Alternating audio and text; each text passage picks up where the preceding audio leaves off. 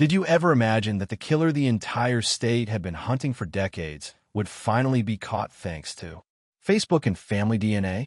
Yes, that's right.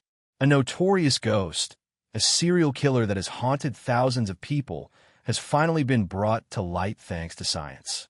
I'm talking about the Golden State Killer, and the story you're about to hear will make your heart race, your throat tighten, and occasionally you'll laugh at the clumsy work of the past by the police. In the late 1970s, California was gripped by fear like never before. The Golden State Killer had been lurking in the shadows for years, appearing like an invisible nightmare. Victims were attacked suddenly, without a sound, without a trace, and most did not survive to tell the tale. Investigators could only rely on fragments, crime scene photographs, and a few clumsy statements from survivors. Long nights of mental torture and relentless police manhunts yielded no results. They knew they were dealing with a clever and brutal criminal, but all clues seemed to evaporate before their eyes. Decades later, when DNA analysis techniques began to be applied, old samples from crime scenes, including hair, blood, body fluids, and semen, became the focus of the investigation. Forensic scientists worked in laboratories with countless samples that had been stored in refrigerators, each sample like a piece of a giant puzzle. They knew that if they made just one wrong move, the entire clue would be meaningless. The technicians wore white coats, gloves, and masks, carefully manipulating every millimeter, but in the tense moments, everyone reminded each other, "If this fails, let's go out for coffee." Coffee is the spiritual medicine and also an indispensable part of all these long-term investigations. The breakthrough came when technicians discovered that long-stored DNA samples could still give accurate results thanks to new processing methods.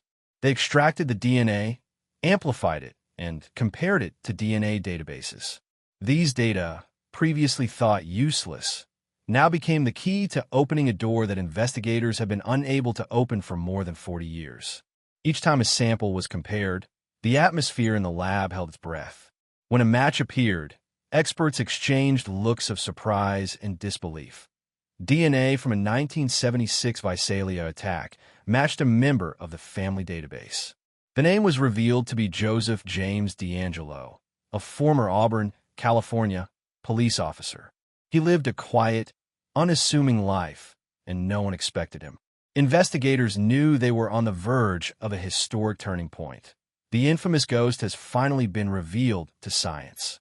The police, who had been chasing him unknowingly in the 1970s, now have a genetic map to help them track him. DeAngelo was no random man. He was a monster who had hidden his crimes perfectly. Each DNA test and comparison was nerve-wracking.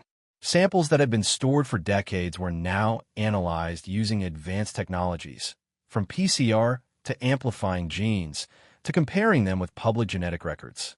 In the process, some samples were damaged, some were mixed up, and even seemingly meaningless tests yielded surprising results.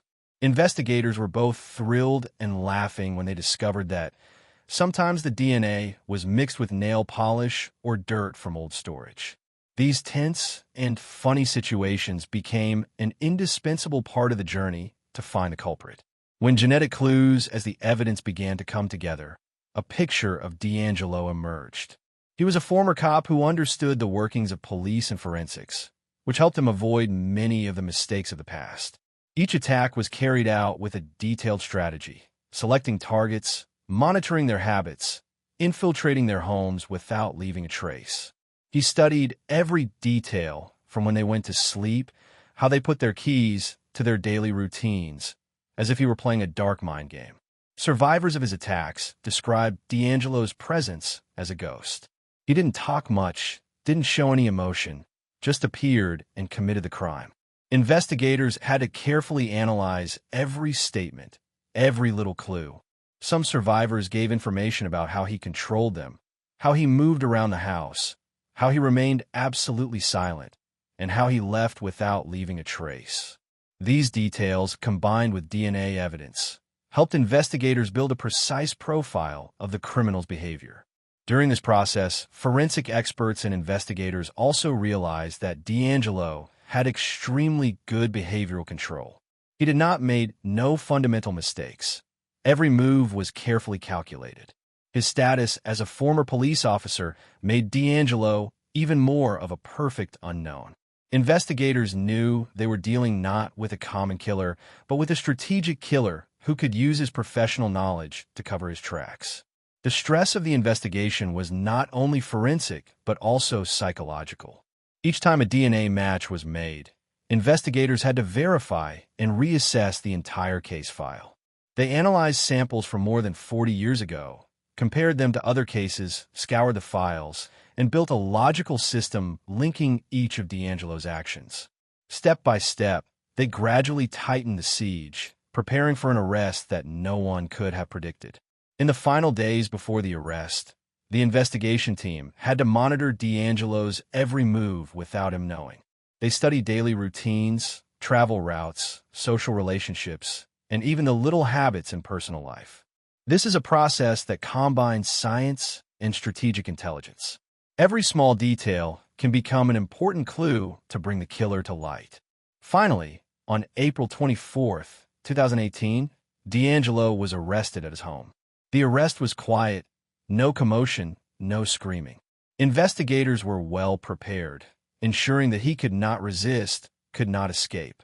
This is the result of more than 40 years of investigation, of perseverance, of science, and sometimes luck in combining modern tools with old evidence from the past.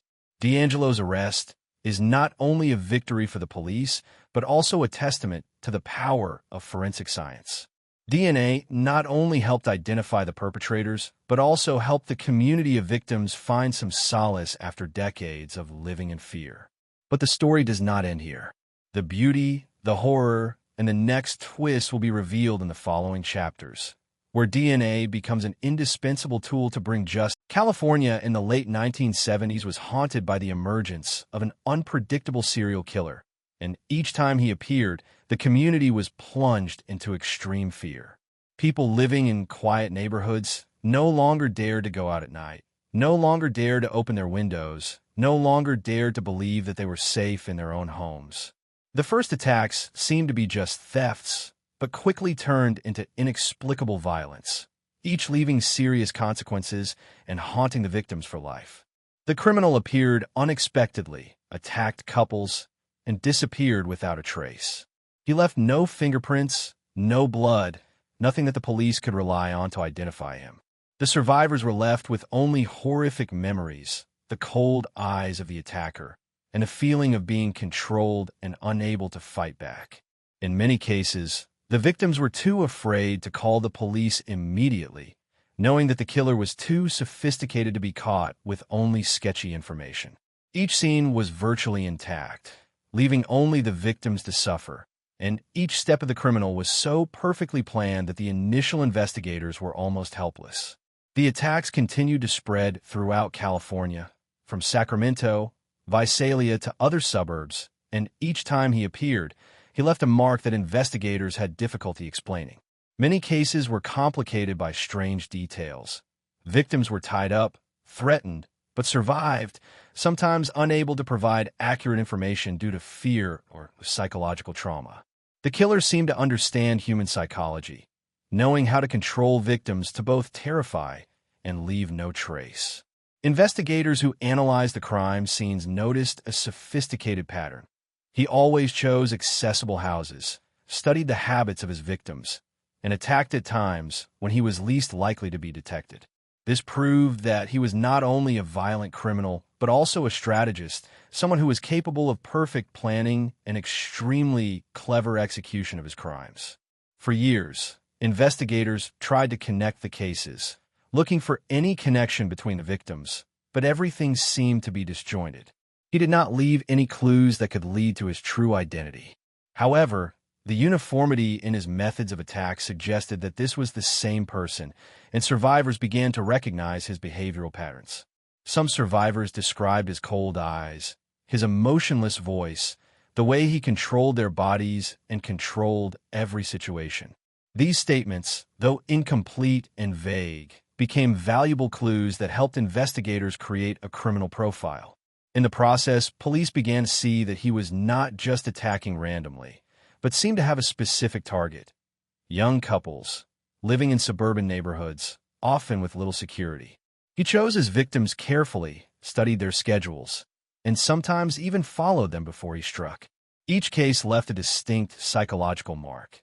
The victims were haunted, living in fear, but investigators had insufficient physical evidence to convict anyone. The cases occurred one after another without any arrests, leaving the community in a constant state of tension, insecurity, and mutual suspicion.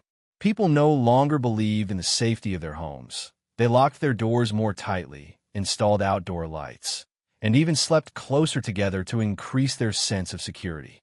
Meanwhile, investigators faced tremendous pressure from the public and the media. Newspapers reported daily, detailing cases, warning people of the dangers, heightening public fear. Young, sometimes inexperienced, police officers had to learn how to read clues, analyze crime scenes, and handle the psychological pressure from survivors. They had to learn to look for small details: a strange shoe print, a scratch, a strand of hair, a piece of clothing. All could be the key to identifying the killer. In many cases, investigators had to confront previous mistakes, cases that had been dropped, specimens that had not been properly preserved, or information from witnesses that had been forgotten. This made the investigation even more difficult, and also taught a hard lesson about the importance of preserving evidence accurately. A key turning point came when DNA technology began to be applied.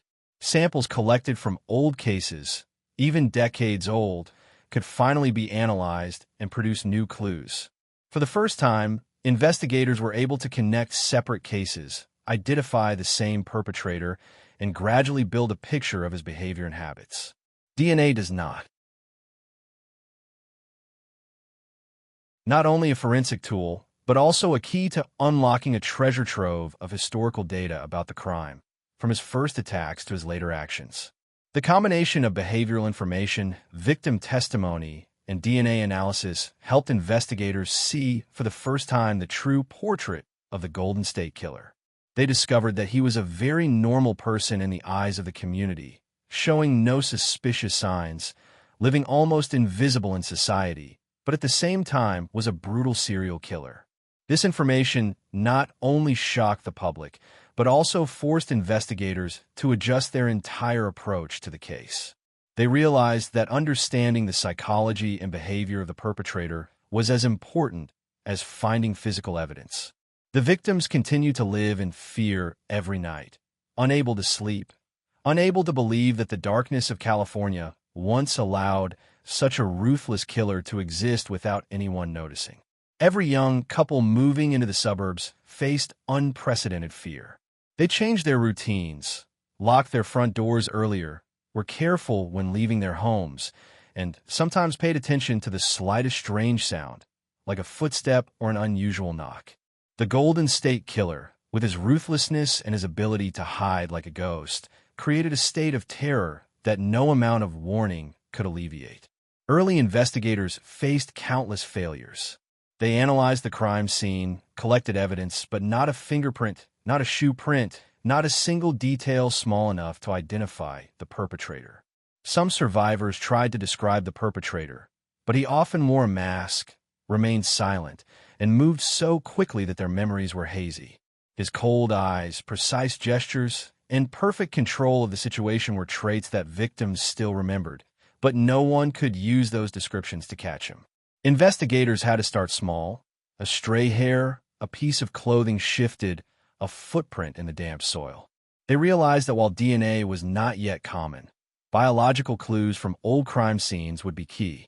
They collected samples carefully, preserving them bit by bit, knowing that even the smallest mistake could destroy the clues. Meanwhile, fear in the community grew. Residents began to establish unspoken rules. No one went out alone. Doors were always locked, windows were always closed, and children never played in the yard at night. This panic made the police have to search for the killer while reassuring the community, a task that was extremely difficult. As new attacks occurred, police discovered that the killer's methods of attack were becoming more sophisticated. He chose weak houses, approached victims through windows, back doors, even studied family habits to choose the right time to strike. He knew how to avoid censors, avoid leaving traces, and his ability to disappear perfectly made each crime scene an intellectual challenge for the police. This sophistication reinforced the theory that he was not just a violent killer, but also a strategist, someone who could plan and execute the crime perfectly. Investigators began to notice a uniformity in his behavior. He did not kill randomly, but had a common denominator, choosing young couples, living in suburban neighborhoods, and often attacking at night when the chance of escaping without being detected was highest. From previous cases, investigators built a detailed behavioral profile, analyzing each action, how he controlled his victims, the time he appeared and withdrew. Every detail, no matter how small, was meticulously recorded, from the way he opened the door, moved around the house, to how he left the scene without leaving any trace. They know that this is the key to predicting his next moves and ultimately bringing him to justice. In the process, survivors provide crucial information about the perpetrator. They remember his eyes, his voice, his gestures, and how he moves around the house. Investigators combine this information with physical evidence to build a profile of the criminal, which then creates a more detailed search strategy. The smallest clues, such as a mark on the carpet, a scratch on the window, or a stray hair, can DNA became a crucial link. Forensic technicians began studying DNA from old samples, from crime scenes that had occurred many years earlier, applying new technologies to amplify, analyze, and compare data. As familial DNA became a new tool, investigators were able for the first time to identify links between samples from many different cases, connecting the Golden State Killer's actions over many years. The combination of behavioral profiles, victim testimony, and DNA data gradually created a comprehensive picture of the perpetrator. He was a former police officer, living a normal life, no one suspected, but each of his actions showed careful preparation, meticulous strategy, and absolute control. While the community lived in fear, investigators had to balance reassuring the public while continuing to follow leads, analyze DNA, build profiles, and prepare for a breakthrough that could come at any time. They worked day and night, sometimes facing failures and mistakes from the past, damaged specimens, lost reports, incomplete witness information. All of this made the investigation long and stressful, but no one gave up. Every step was calculated, every decision important. When the DNA analysis finally showed a sample that likely matched a family member of the perpetrator, investigators realized this was an opportunity not seen in more than 40 years. They continued to verify, monitor, collect more data on the suspect, preparing to capture a criminal who had haunted thousands. The process took weeks, even months, but the end result was a convincing behavioral profile and physical evidence. When DeAngelo was identified as the prime suspect, the entire investigative net was tightened. Investigators knew they had to act quickly but carefully, making sure not to miss any details. Meanwhile, the community remained unaware that the specter they had feared for decades had finally emerged under the light of science. In the years following his first attacks, the Golden State Killer continued to terrorize California, not just in the suburbs, but also in neighboring towns, leaving a large area dark and fearful, and each time he appeared, the community had to go through a real nightmare. He attacked not only with force, but also with sophisticated strategy, carefully studying the habits, behavior, and even the psychology of his victims, creating a state of lasting insecurity for those living in the area he chose as his target. He appeared like a ghost, leaving no trace but wounds and overwhelming fear in the survivors. Initial investigators faced an extremely difficult challenge because the crime scenes were almost perfect. No fingerprints, no shoe prints, no signs of disturbance that could prove the presence of an attacker. In these situations, the surviving victims provided vague but valuable information about his behavior, his cold eyes, his emotionless voice, his gestures, and the way he moved around the house, how he controlled the situation, all of which were carefully recorded to build a detailed criminal profile, thereby creating a behavioral pattern that investigators hoped could predict his next actions. Seemingly small details, such as scratches on the door, pieces of clothing, traces on the carpet, or stray hair became important keys, and the combination of different crime scenes helped investigators realize that this was the same perpetrator in all the serial cases. His brutality was not only shown through his physical behavior, but also through his ability to influence the psychology of his victims, making them live in fear, insecurity, sometimes not daring to report to the police immediately, which made the process of gathering information more complicated. The Golden State Killer carefully selected his targets, usually young couples living in suburban neighborhoods with simple, unprotected, and easily accessible lifestyles, and he studied their daily routines, observing their bedtimes, door-locking habits, and even the smallest acts of daily living. He acted not only with violence, but also with strategy, knowing how to hide, move quickly, retreat perfectly, and leave no trace for the police to follow. The successive attacks created a state of panic in the community. People no longer dared to go out at night, locked their doors carefully, installed temporary security systems, and even families slept close together to increase their sense of security, but all in vain against a smart and sophisticated killer. Investigators had to learn to see things from his perspective, had to analyze every small detail, from the way he opened the door, move around the house, to leaving the scene without leaving a trace. The combination of information from survivors, testimony, physical clues, and careful police observation helped to build a more complete behavioral profile. He did not just strike randomly, but his behavior followed a common denominator: control his victims, silence them, create helplessness and fear, physically and mentally attack, and retreat perfectly. This consistency was key to investigators realizing that they were dealing with the same perpetrator in a series of separate cases. Investigators realized that the Golden State Killer was a strategic killer, well-versed in human psychology, and knew how to make his crimes untraceable. For years, he did this effectively, causing investigators to repeatedly fail to identify him. But it was his persistence, meticulousness, and the application of modern forensic technology, especially DNA analysis, that gradually helped investigators turn the tables. When DNA technology was applied to old samples from hair, blood, body fluids, and semen, scientists began to discover valuable clues. These samples, although decades old, were analyzed and compared with criminal databases and family DNA, helping to connect separate cases, identify the same perpetrator, and from there build a more detailed criminal portrait. These advances opened up an unprecedented opportunity for investigators to, for the first time, picture the real culprit, a former police officer who lived a normal life, but was also a brutal serial killer.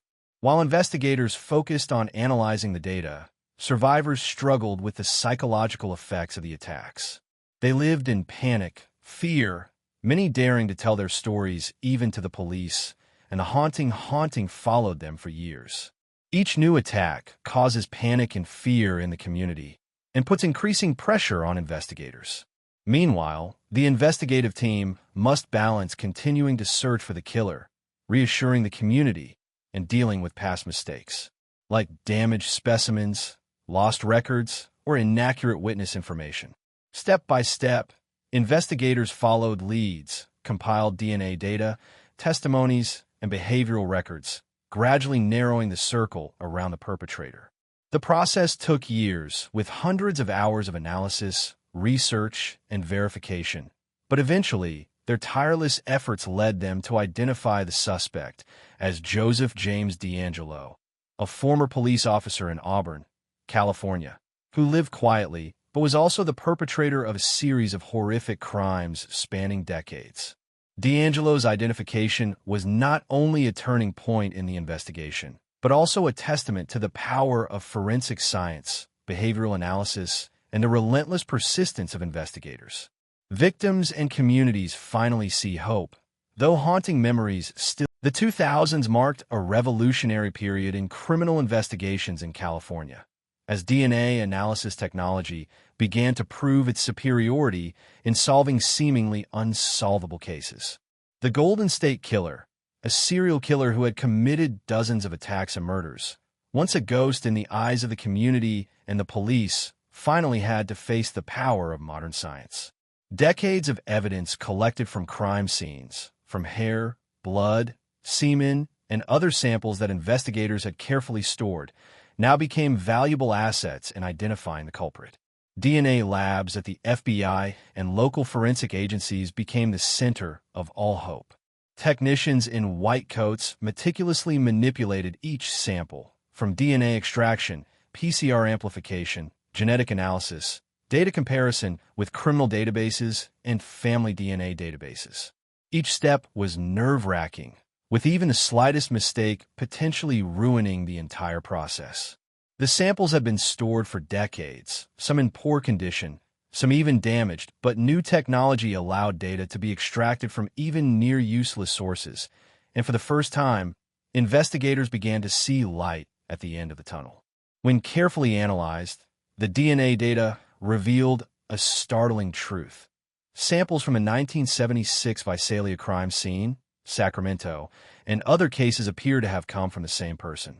Further analysis showed that the DNA was linked to a member of a public family genetic database. It was an unprecedented breakthrough in more than 40 years of investigation, as investigators were able to link the disparate cases together with a clear and convincing scientific basis. Once this information was confirmed, investigators began to narrow down their suspect. Joseph James DeAngelo, a former Auburn, California, police officer who had lived a normal and largely unsuspecting life. The combination of DNA profiling, behavioral profiling, and information from survivors suggested that DeAngelo was not only a perpetrator, but also a strategic killer who knew how to plan, control his victims, and avoid all traces. Investigators immediately developed a detailed surveillance plan, collecting information on DeAngelo's habits, travel routes, social relationships, and daily routines in preparation for a successful arrest without giving him a chance to fight back. Meanwhile, forensic scientists continued to analyze all remaining DNA samples from old crime scenes, comparing them with new databases and verifying the accuracy of the information. They discovered that all the serial cases were closely linked to the same DNA, creating irrefutable evidence of DeAngelo's continued criminal behavior over many years. This process not only required absolute precision and analysis, but also a battle against time, as DeAngelo remained free every day, and the survivors continued to suffer psychological trauma for decades. Behavioral investigations, crime scene details, and DNA profiles helped investigators build a complete portrait of the perpetrator, from his target selection, how he controlled, how he perfectly struck and retreated, to how he hid in the community like a normal person. They realized that DeAngelo was not only good at criminal strategy, but also had knowledge of how the police worked, which made him one of the most elusive killers in American criminal history. In addition to DNA analysis, investigators also studied behavioral details from the survivors. They compiled information about the cold eyes, the emotionless voice, the controlled gestures, and the way he moved around the victim's home. These details were combined with scientific evidence to create a comprehensive behavioral profile, helping to predict future actions and understand the perpetrator's strategy. Once all the evidence was combined, investigators began to close in. They prepared an arrest plan, studying the time, travel route, and environmental factors to ensure the arrest was safe and effective, without giving DeAngelo a chance to fight or escape. The process took weeks, even months, with coordination between law enforcement agencies, local police, and forensic experts. Every small detail was calculated, from behavioral monitoring, location determination, to preparing the personnel and means of arrest. The survivor community began to feel a sense of hope, even as haunting memories lingered. They knew that justice would eventually be served thanks to a combination of science, behavioral analysis, and the tenacious efforts of investigators. On April 24, 2018, Joseph James DeAngelo was arrested at his home in Citrus Heights, California. The arrest took place in complete silence, without resistance, without rioting, just the end of a process that lasted more than 40 years to find this notorious criminal ghost. This event was not only a victory for the law, but also a testament to the power of DNA in solving seemingly unsolvable cases.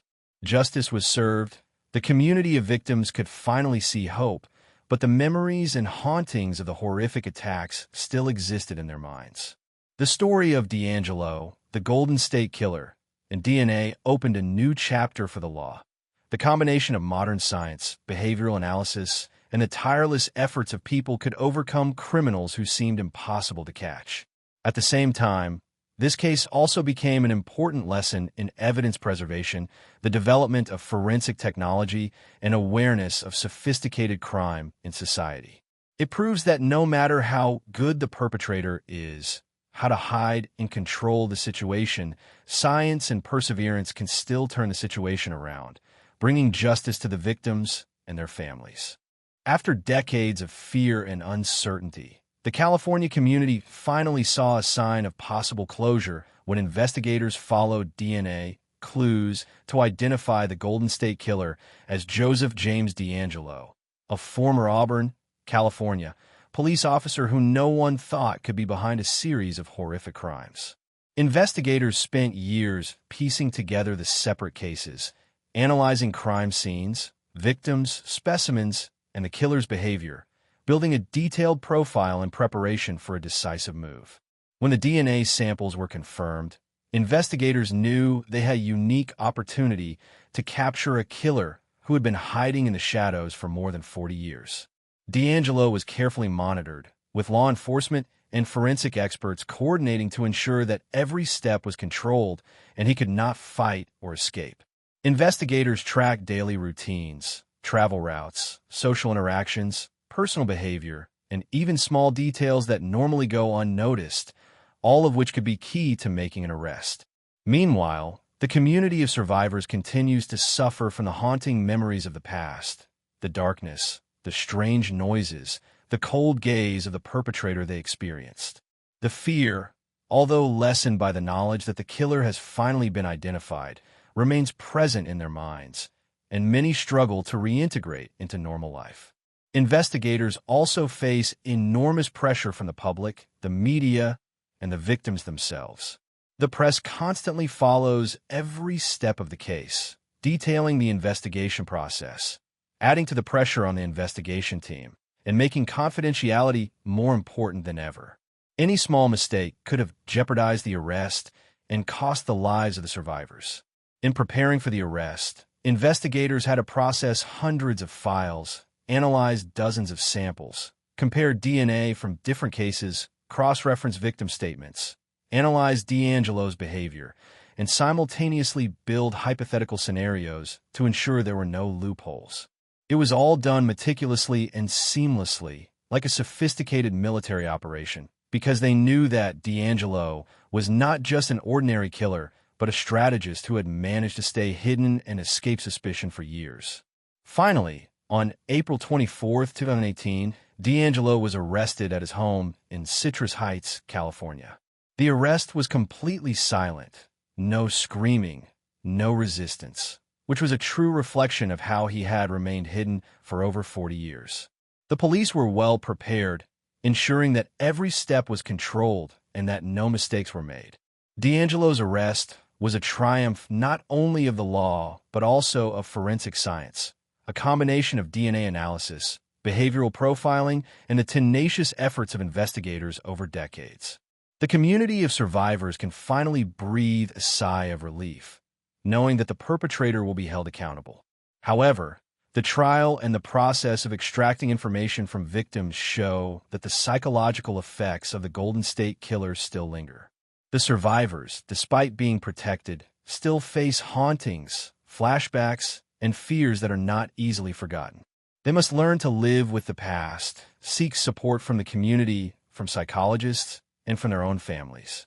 In addition to the arrest, the case also posed a major challenge to the legal system. How to combine DNA evidence, victim testimony, behavioral records, and crime scene evidence to produce a solid, fair, and consistent verdict. The DeAngelo trial required lawyers, judges, and experts to work with great precision, ensuring that all evidence was presented legally, without any negligence affecting the fairness of the trial. During this process, Investigators and lawyers also recognized the great value of DNA technology and genetic databases in solving seemingly unsolvable cases, and this became a new standard in criminal investigation. The community and media closely followed every development of the case, from the arrest process, evidence verification, to each hearing, and all reflected the level of public obsession and interest in the Golden State Killer. Every story, every testimony, every detail of the crime scene, the victim's behavior and reaction was brought to the public, making the case a living testament to the combination of science, law, and human perseverance. When DeAngelo was tried and the evidence came to light, the victim community finally found some measure of justice, although the painful memories still lingered.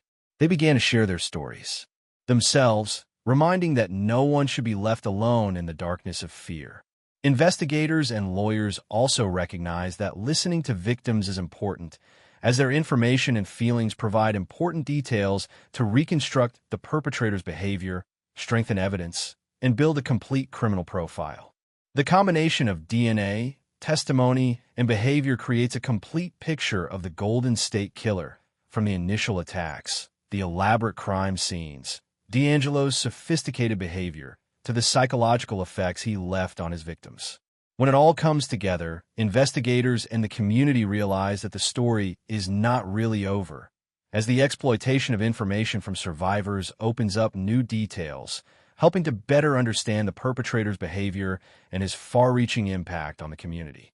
The case also raises questions about how society and the law deal with sophisticated crimes, and how DNA and modern technology can change the landscape of criminal investigations. As the final details are compiled, the victims and the community begin to prepare for the stories that will be told, stories they will tell for the first time in public, and those testimonies will shed light on the Golden State Killer's entire behavior, from his initial attacks, his target selection, his attack strategy, to how he evaded justice. This is also the time to open Part 3, Golden State Killer. Victims Speak Out, True Crime Documentary, where we will hear directly from the victims, their stories of fear, obsession, and recovery, as well as how they survived and faced the ghost that has haunted them for decades. Don't miss the next part, because these are the most honest stories, both painful and powerful, revealing the full impact a sophisticated killer can have, and showing the power of courage when a victim decides to speak up.